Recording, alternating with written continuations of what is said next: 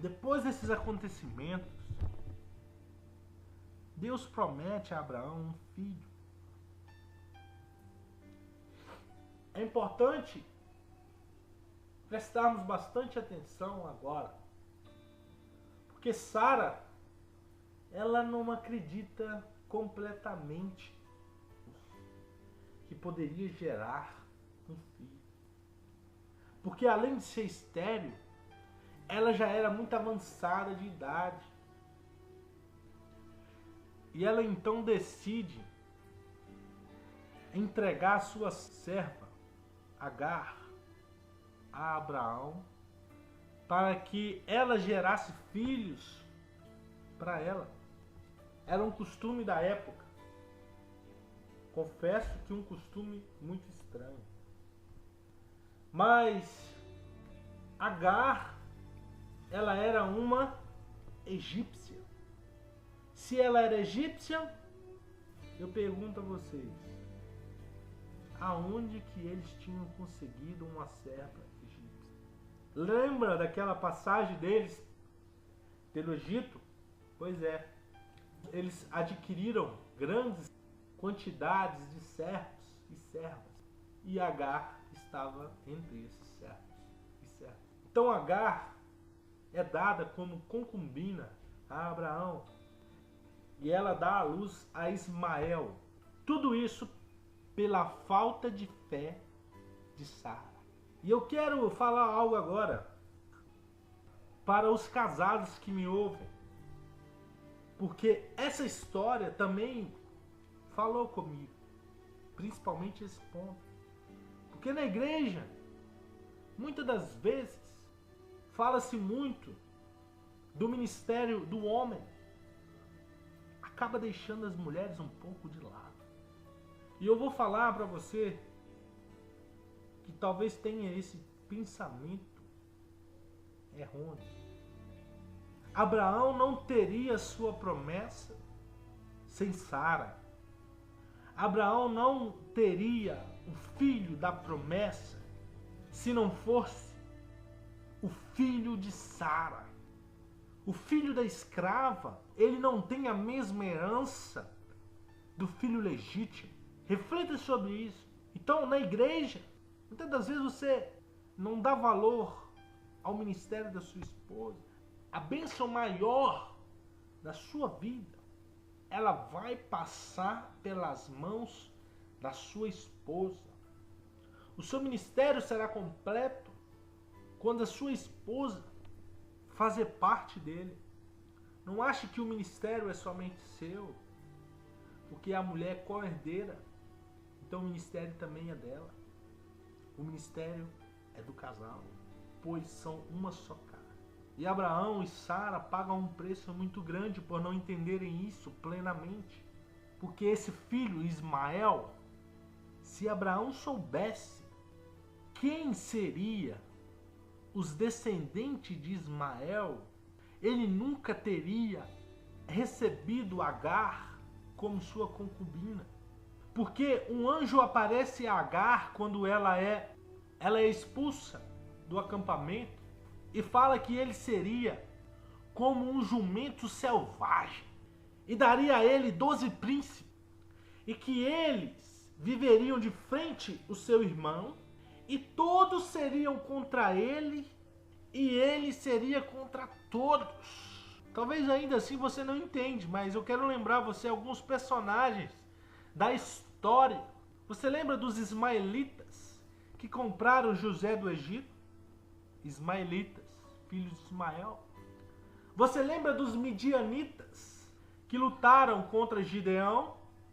Pois é, os midianitas eram filhos de Ismael. Você lembra do conquistador Saladino, que invadiu Jerusalém e tomou ela das mãos dos cruzados na Idade Média? Pois é, ele era filho de Ismael.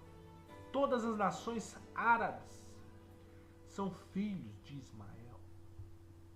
Até Osama Bin Laden é filho de Ismael. E olha o problema que essas pessoas trouxeram a nação de Israel. Eu não tenho nada contra os muçulmanos, os povos árabes, nada contra. Só estou dizendo que se Abraão soubesse, ele não teria aceitado Agar. Mas os nossos passos de hoje, ele vai refletir no nosso futuro, irmão, com certeza. Por isso que é interessante nós andarmos por fé. Não observarmos o que a nossa situação momentânea representa, mas esperar na promessa do Senhor e não se aventurar por caminhos que vão nos trazer grandes consequências no amanhã. Ismael nasce, ele não tinha culpa de nada, e Abraão até chega a interceder por ele, mas ainda Deus lembra a Abraão que é o filho da promessa viria por Sara. E quando Abraão estava com 99 anos de idade, o Senhor estabelece com ele a aliança, o pacto, conhecido como a circuncisão. E é interessante que no capítulo 17, versículos 15 e 16, Deus diz a Abraão: de agora em diante sua mulher já não se chamará Sarai, seu nome será Sara. Quer dizer, princesa. E eu a abençoarei, e também por meio dela darei a você um filho. Sim, eu a abençoarei, e dela procederão nações e rei de povos. Tudo isso de uma estéril de avançada idade. Vale a pena esperar, hein? Vale a pena esperar, porque Deus, se Ele falou, Ele vai cumprir. Ele não é homem para que minta, e nem filho do homem para que se arrependa. E como eles riram, Deus fala que o nome do menino se chamaria Isaac, que significa ele riu. E ele era o filho da promessa.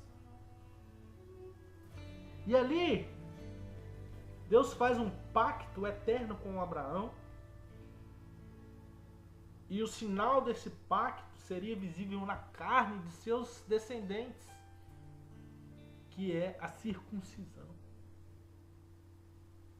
Esse pacto era um pacto de obediência.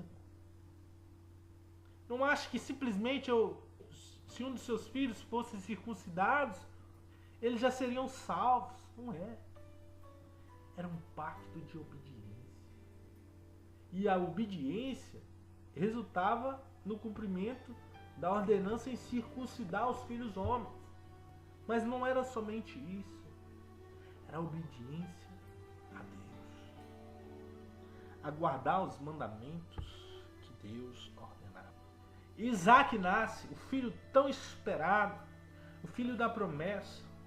E a bênção de Abraão se completa, pois ele tem um filho com sua amada esposa.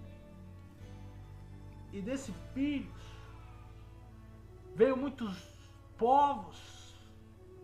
O mais conhecido deles é a nação de Israel. Mas tem vários outros. E é interessante também nós entendermos que nós também somos filhos de Abraão pela fé. Porque se temos fé, nós também somos filhos de Abraão, enxertado na oliveira verdadeira. A igreja hoje é a nova Israel de Deus, aquela que não é pela carne, pela descendência, mas sim pela fé.